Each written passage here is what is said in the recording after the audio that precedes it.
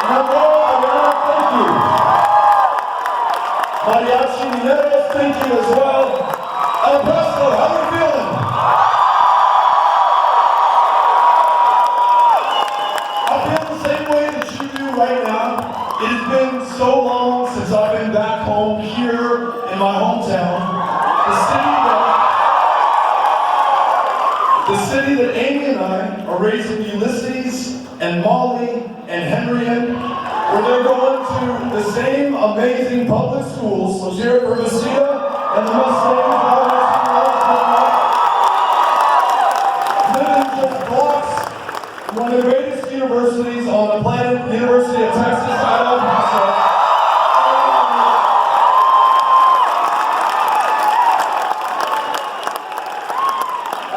The most important time for us to be alive that I can think of. In the most important place that we could possibly be. In a country that has never been more divided, at least in our lifetimes, never more polarized, never more riven by the partisanship and the bitterness and the meanness, the politics of destruction. 242 years into this experiment, that we can freely choose those who would represent us and the course and the direction that this country would take under the very premise that all of us are created equal, at the very each of us, our life, our liberty, our ability to pursue our happiness, as the question hangs over this country as to whether or not we're going to live up to our potential and to our promise. It is the people of Texas, being led by the people of El Paso, who have the answer.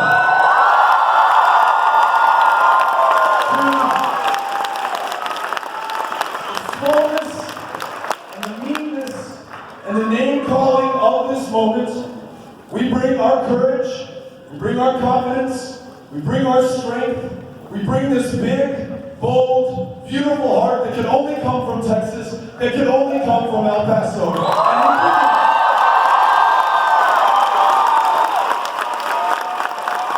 And we bring that as part of the campaign, organized, not against anyone else, not against another political party, not against anything. We are organized together, Republicans, Democrats, independents alike, for and by one another, and for the greatest country the world has ever known, the United States of America.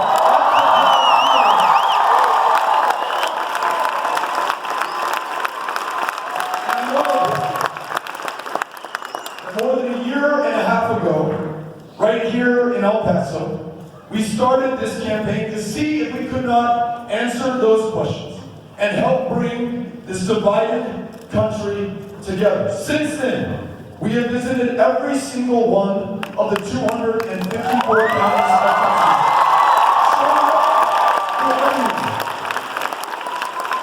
The differences between us of geography, of party, of who you voted for in the last election, of who you prayed to, or whether you pray at all, who you love, how many generations you can count yourself a Texan or an American, or whether you just got here yesterday. None of that stuff matters now. The differences will not divide us, nor will they keep us from doing the great work ahead. And I gotta tell you, a lot of people, for the first time in a long time, have allowed themselves to be hopeful again, to be optimistic, to be inspired by one another.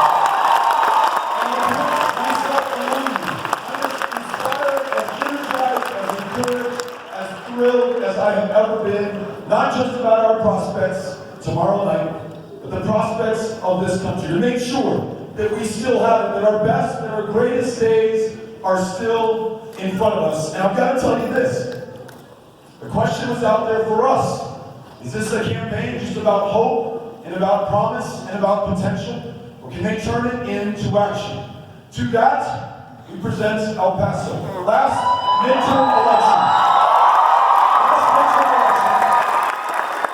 During early voting, the first 12 days of early voting in 2014, 4 years ago, 37,000 of us came out and voted. In 2018, That same time period, the first 12 days of early voting, 139,000.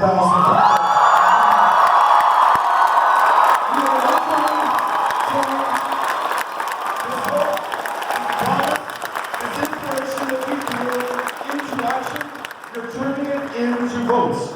And if we keep this up tomorrow, we turn out at these same record numbers, and especially the youngest among us. Voting amongst young people ages 18 to 29, get this, is up 500%.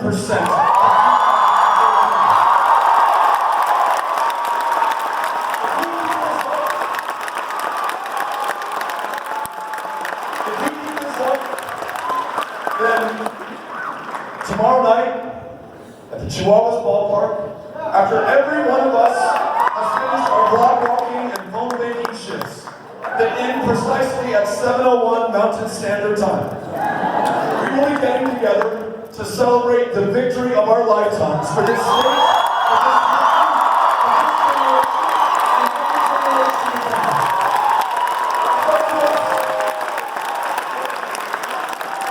and every generation to come. Talking about for the better part of 2 years.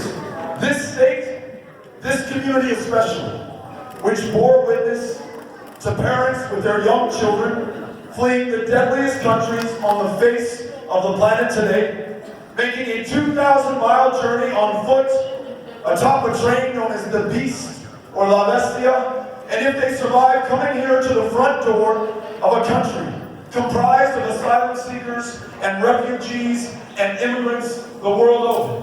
Whether they came to the harbor in New York and saw the Statue of Liberty, whether they first set foot in Chihuahua or Segundo Valle, that is who we are as a country.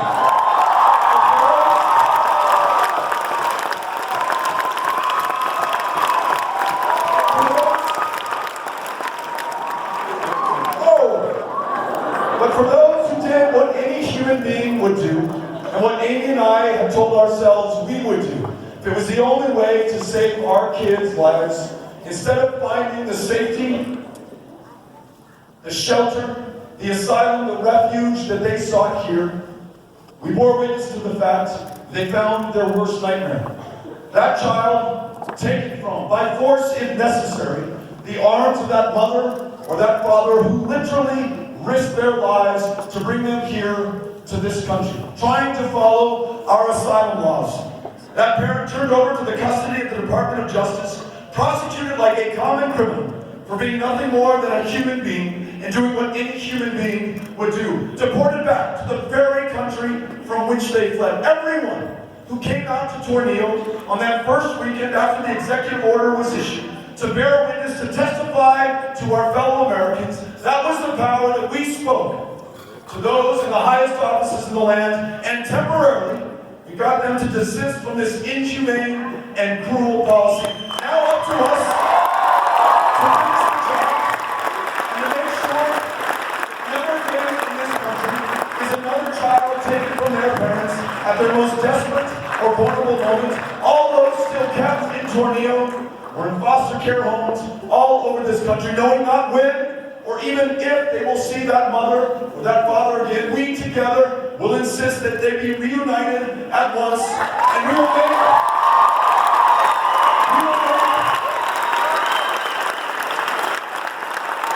this country and the people of the future who will succeed us, the people of 2018, proud, because we will take the lead in rewriting this country's immigration laws in our own image, to reflect our communities like this one here in El Paso, to look like our families,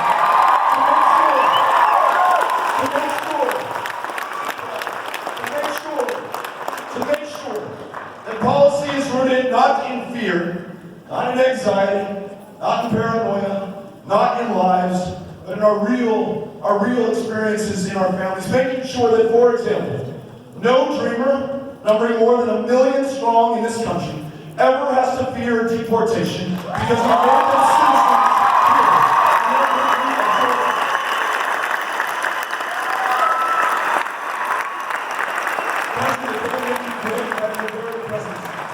I get to tell my colleagues in the House, and I look forward to telling them in the Senate.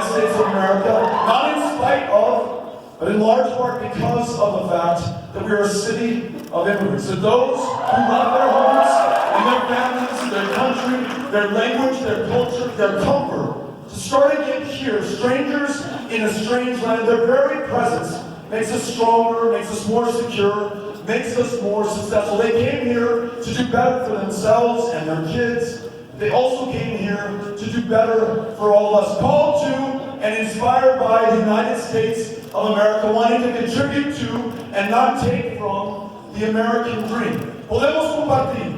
Si queremos asegurar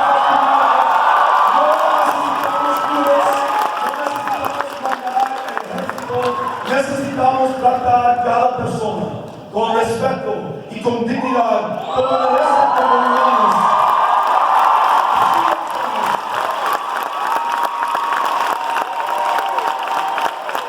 When it comes to healthcare, this, a state that ranks dead last in the ability to see a doctor, to take your child to a therapist, to ensure that those pre-existing conditions are still protected going forward. A state where the largest provider of mental health care services today is the county jail system in the state of Texas. Folks with schizophrenia, bipolar disorder, uninsured, unable to see a provider, who get arrested on purpose.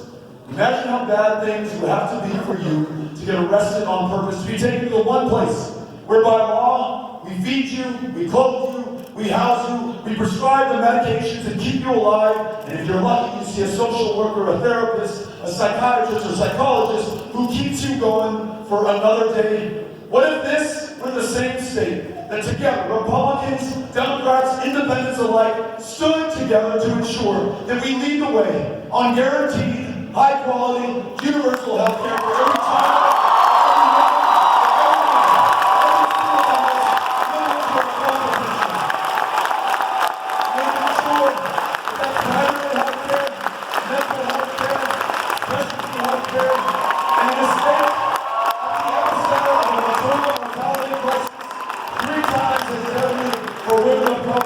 universal health care also means every woman makes her own decisions about her own body.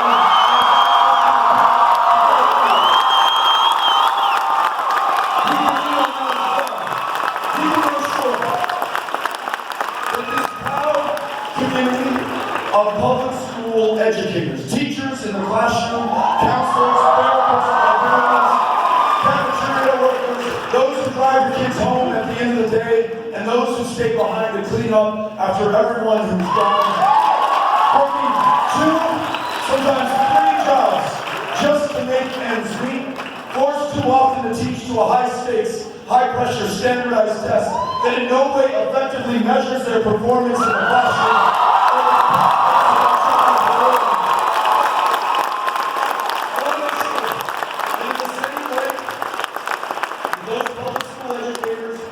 For each and every single one of us, and now when we have the opportunity that we are there for them as well, insisting that each teacher, each public school educator be paid a living wage so they have just one job.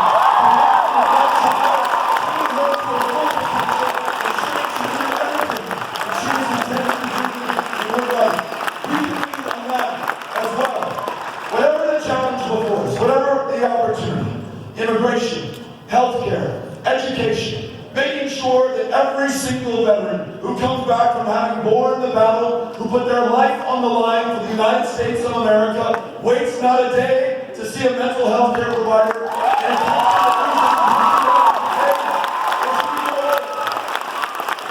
no way to have a roof over your head, to get that post-9/11 GI Bill that you earned to come here to UTEP, to better yourself, so you can do better for yourself, for your family, for your country.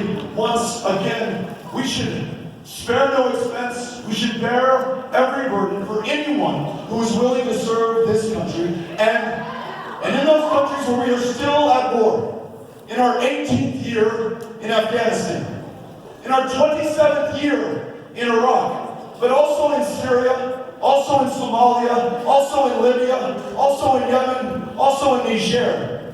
This, the world's greatest democracy, within which we have what is purported to be its greatest deliberative body, should be able to ask these questions. What is victory in these wars? What is our strategy to achieve it? And why do we fight? Why do we ask you to risk your life? Why do we ask you to take the lives of others in the name of this country? If we can answer those questions to our satisfaction, then let us prosecute these wars with all that we have and win them. But if we're unwilling to answer the questions, or even ask them in the first place, then let's not get into another war, and let's end the wars we are already in.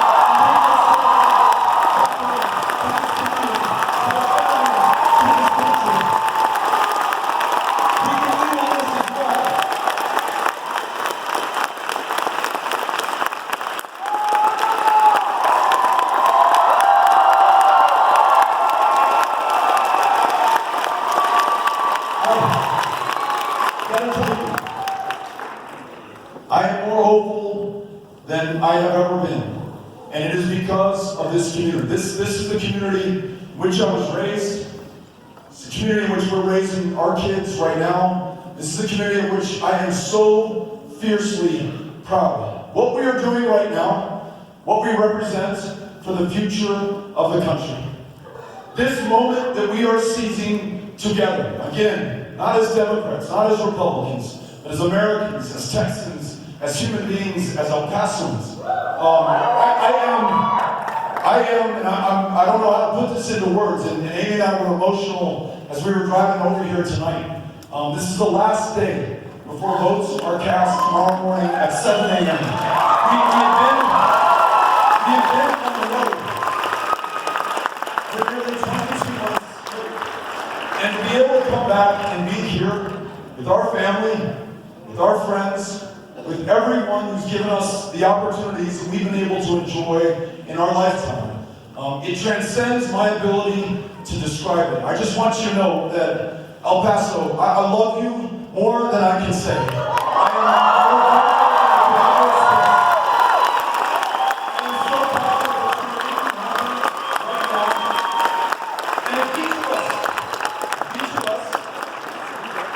Gives these next 24 hours everything that we've got. If we remind every single person in our life that they've got to vote tomorrow, 7 a.m. to 7 p.m. If you send them to our website, betofortexas.com, to make sure that they look up their polling location in case they have any questions. If you're willing to take a shift, knocking on doors tomorrow, making phone calls as one of our phone banks, I guarantee you, if we continue to do this, we are going to be celebrating tomorrow at the Chihuahuas Ballpark.